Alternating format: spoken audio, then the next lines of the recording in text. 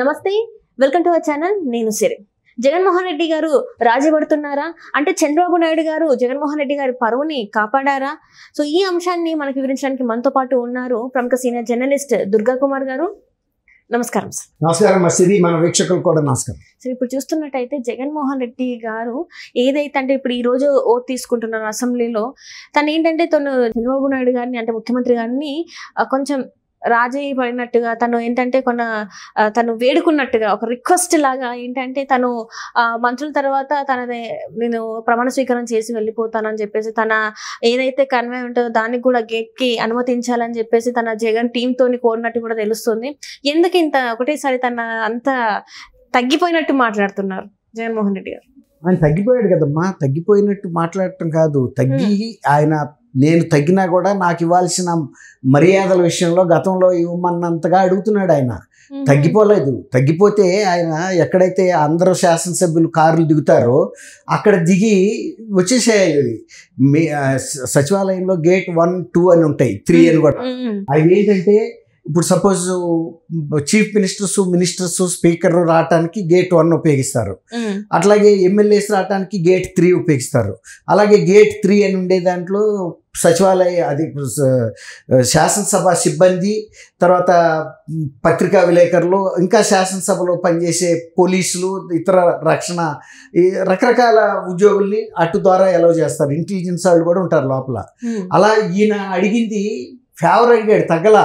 నేను ముఖ్యమంత్రిగా లేకపోయినా శాసనసభ్యుడిగానే ఉండా నన్ను గేట్ 1 ద్వారా ప్రధాన శాసనసభ మెయిన్ గేట్ వరకు అంటే డోర్ వరకు అలౌ చేయమని అడిగారు. ఎవరి ద్వారానో మధ్యవర్తిత్వం చేయించుకున్నాడు. ఇప్పుడు అది తగ్గినట్టు కాదు, ఆయన అహం తగ్గట్లేదు. నేను ఎమ్మెల్యేనే కదా, నేను ఇతరులతో పాటు వెళ్తానని చెప్పాలి కదా, అందరితో పాటు నేను అని చెప్పాలి కదా. నేను నిన్నటిరాక ముఖ్యమంత్రిగా ఉన్నా కాబట్టి నాకు అవోదయం అని. గతంలో ఆయన ఎవరికి ఇలాంటి ప్రివిలేజెస్ ఎక్స్టెండ్ చేయలే మర్యాదలు. అంతకన్నా ఆయనకన్నా పెద్ద వయసు అయిన చంద్రబాబు నాయుడు గారు ప్రతిపక్ష నాయకుడిగా ఉన్నా కూడా చాలా పురుగు కింద చూశాడు ఆయన. ఏదన్నా కనీసం ఆ వయసుకు కూడా ఆయన గౌరవం ఇవ్వాల. చాలా తోలనాడి మాట్లాడాడు, వాళ్ళ కుటుంబ సభ్యుల్ని తోలనాడి మాట్లాడాడు. వాళ్ళ కుటుంబ సభ్యుల మీద తోలనాడి మాట్లాడటానికి ఇతర మంత్రుల్ని శాసనసభ్యుల్ని ప్రోత్సహించాడు. అలాంటి మాటలు మాట్లాడుతున్నప్పుడు ఆయన సభానాయకుడు అని మర్చిపోయి కూడా బల్లలు సరిచాడు.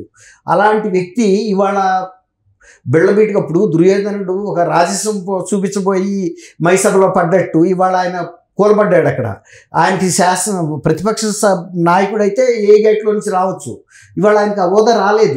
హోదా రాకపోయేటప్పటికి ఆయన ఒక మామూలు ఎమ్మెల్యేగా రావాల్సి వచ్చింది. కానీ అది ఆయనకి అహమాటం వచ్చింది. మరి అడగకూడదు చంద్రబాబు నాయుడు గారిని. చంద్రబాబు నాయుడు గారు కూడా ఏమనాలి, rules will take its own course అని చెప్పాలి. ఇప్పుడు శాసనసభ ప్రాంగణానికి సంబంధించి స్పీకర్ తుది నిర్ణయం. ఇప్పుడు సుప్రీంకోర్టులో ప్రధాన న్యాయమూర్తి ఎలా నిర్ణయిస్తాడో ఆఖరి నిర్ణయం, శాసనసభ వ్యవహారాలు వాటికి సంబంధించిన రూముల అలాట్మెంటు, లేకపోతే పార్టీలకు సంబంధించిన శాసనసభ పక్ష కార్యాలయాల ఏర్పాటు, సిట్టింగ్ అరేంజ్మెంట్స్ కానీ, తర్వాత వాళ్ళని సస్పెండ్ చేయటంలో కానీ, ఇలాంటి వాటిల్లో అన్నిటికీ స్పీకర్ ఫైనల్.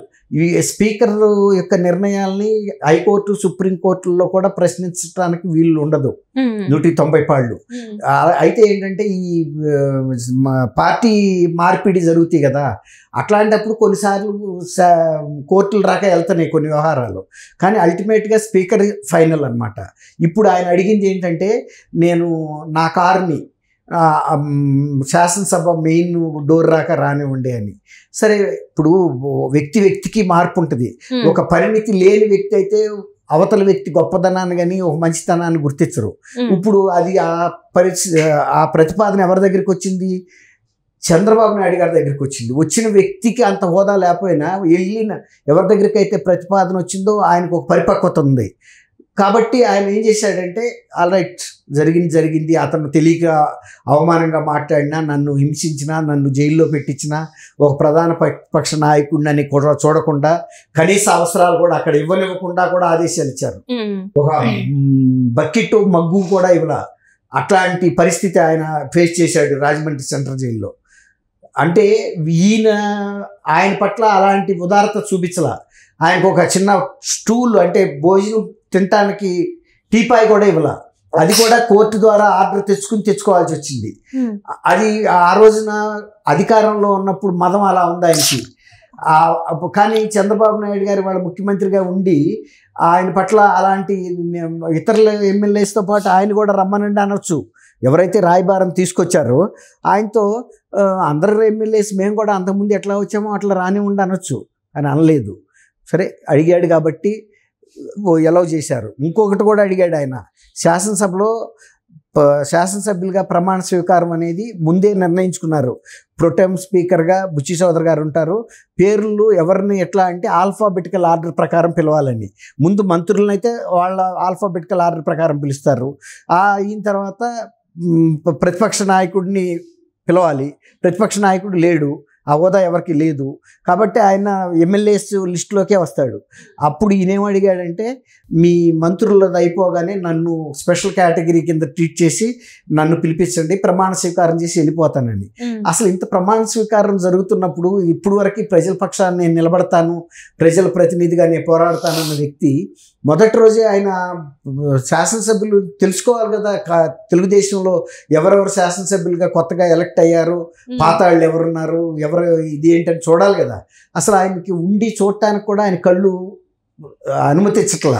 అసలు అసెంబ్లీకి రానని చెప్తున్నారు కదా, మళ్ళీ పాదయాత్ర చేస్తానని చెప్పేసి చెప్తున్నారు. చేయొచ్చు, పాదయాత్ర ఏం ఆపరు. ఆయన టైంలో ఎట్లాంటి రోడ్లు ఉన్నాయో ఇప్పుడు ఆ రోడ్లే ఉంటాయి, ఆయన తిరగొచ్చు, చూడొచ్చు కూడా. ఇప్పుడు వాస్తవ పరిస్థితులు రోడ్లు ఎలా ఉన్నాయని ఇప్పుడు తిరిగితే ఆయన కరెక్ట్గా తెలుస్తుంది. గతంలో ఆయన కిందసారి పాదయాత్ర చేసినప్పుడు తెలుగుదేశం అధికారంలో ఉంది, ఆ రోజు రోడ్లు ఎట్లా ఉన్నాయి, ఈయన అధికారంలో దిగే నాటికి ఎలా ఉన్నాయి అనేది కూడా చూసుకోవడానికి, తర్వాత ప్రజల్లో ఎలాంటి అభిప్రాయం ఉందని తెలుసుకోవడానికి మంచి అవకాశం. ఎందుకంటే ప్రజలు ఆయన అంత తిరగొట్టడానికి గల కారణాలు తెలుసుకోవాల్సిన అవసరం కూడా ఆయనకు ఉంది. అంటే అప్పుడు చూస్తే తాతల దగ్గర నుంచి అవ్వల దగ్గర నుంచి అందరి దగ్గరికి వెళ్ళి తను మాట్లాడడం జరిగింది. అప్పుడు అక్క జిల్లాలో చేతుల మీద ముద్దులు పెట్టాడు, కిస్, దాన్ని లిప్ లాక్ అంటారు చూసారా, అలాంటి ముద్దులు కూడా పెట్టాడు. సో ఇలాంటి టైంలో ఇప్పుడు మరి తను ఓడిపోయాక ప్రజల నుంచి అదే ఆదరణ దక్కుతుందని ఆయన నమ్ముతున్నారా మరి జగన్మోహన్ రెడ్డి గారు? అది రేపు వెళ్తే కానీ తెలియదు కదమ్మా. ఇప్పుడు ప్రజల్ని ఎంత వేధించాడు అనేది వాళ్ళకి ఉండబట్టే కదా ఆయన వద్దు, నువ్వు ఎట్టి పరిస్థితుల్లో ముఖ్యమంత్రిగా ఉండకూడదు అనే కదా పట్టుదలతో వెళ్ళి ఈయనకి ఇన్ని సీట్లు ఇచ్చారు, ఆయన్ని మినిమం 10 సీట్లు 11 సీట్లు కుదిచ్చారు కదా. కాబట్టి గతంలో ఉన్నంత ఇట్లా ఎవరైనా నువ్వు ఒకసారి మోసపోతావు, 2 సార్లు మోసపోతావా?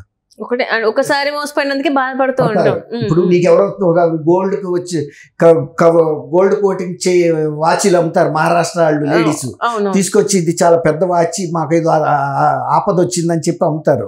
తెలియక ఎవరన్నా అయ్యి ఉండొచ్చు, ఇది ఇంత కాస్ట్లీగా కనబడుతుందని ఒక 500కి కొంటారు, దాని వర్త్ 150 కూడా ఉండదు. ఒకసారి మోసపోయి తీసుకెళ్ళి ఎవరికో చూపిస్తారు, ఇది అంటే 5000 ఉంటుందంట, నాకు 500కి ఇచ్చారు ఎవరో తెలిసిన వాళ్ళు అంటే, అరే పిచ్చోడ 150 రూపాయలకి కోటిలో అమ్ముతారు, లేకపోతే బీసెంట్ రోడ్లో విజయవాడలో అయితే అమ్ముతారని చెప్తే రెండోసారి కూడా అట్ట ఎవరిని ఎదురొస్తే మళ్ళీ కొంటారు వాళ్ళు. అట్లాగే ఇప్పుడు కూడా ప్రజలు ఆయన వెళ్ళి తిరగటానికి అభ్యంతరం లేదు, కానీ ఒకసారి మోసపోయిన వాళ్ళు ఇంకో రెండోసారి మోసపోరమ్మా. అది కాబట్టి ఇంకా ఇవాళ తెలుగుదేశం ఆయన గౌరవాన్ని దక్కించింది. తెలుగుదేశం గౌరవాన్ని ఆయన ఎప్పుడు దక్కించలా. ఆ ప్రతిపక్ష నాయకుడిని నల్గొండలో నంద్యాలలో అరెస్ట్ చేసి ఎంత హీనమైన ట్రీట్మెంట్ ఇప్పించారో అందరూ చూశారు. నిజానికి ఆ జైలు సిబ్బంది కూడా కళ్ళనీళ్ళు పెట్టుకున్నారు ఆయన్ని పెడుతున్న ఇబ్బందులు చూసి. వ్యక్తిగతంగా మాకే బాధ వేస్తుంది, ఇంత పెద్ద మనిషిని ఇన్ని బాధలు పెడుతున్నారు, ఆయన మూలాన మా పిల్లలు మంచి మంచి ఉద్యోగాల్లో ఉన్నారు, మా బతుకులు బాగుపడ్డాయి, కానీ మేమేం చేయలేము, ప్రభుత్వం మా మీద నిఘా పెట్టింది కాబట్టి ఇంతకన్నా మేము వస్తువులు ఏం చేయలేము అని.